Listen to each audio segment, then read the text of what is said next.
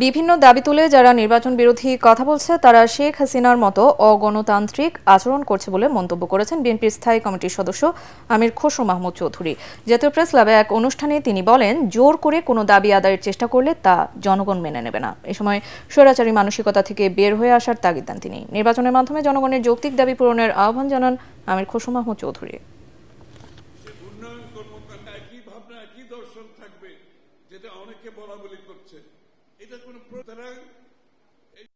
গণতান্ত্রিক নির্বাচনী প্রক্রিয়া হচ্ছে কারেকশন প্রসেস, এটা কারেক্ট করে, কারণ জনগণ আপনি আবার যেতে হবে এটা যদি মাথায় থাকে তাহলে আপনি জনগণের পক্ষে থাকবেন। আর যদি মনে করেন শেখ হাসিনার মতো ভোট দখল করে থেকে যাবেন তাহলে আপনি স্বৈরাচার হবেন, ফ্যাসিস্ট হবেন। এই জন্য গণতান্ত্রিক প্রক্রিয়া যত তাড়াতাড়ি আমরা যেতে পারি, নির্বাচনী প্রক্রিয়া অব্যাহত রাখতে পারি, এটা হচ্ছে কারেকশন প্রসেস, এটা হচ্ছে ফিল্টারেশন প্রসেস। এই প্রসেসের মাধ্যমে জনগণের চিন্তার প্রতিফলন হয়। আর দ্বিতীয় কোনো পন্থা নাই। যারা অন্য পন্থার কথা চিন্তা করছেন তারা অগণতান্ত্রিক চিন্তার মধ্যে ডুবে গেছেন।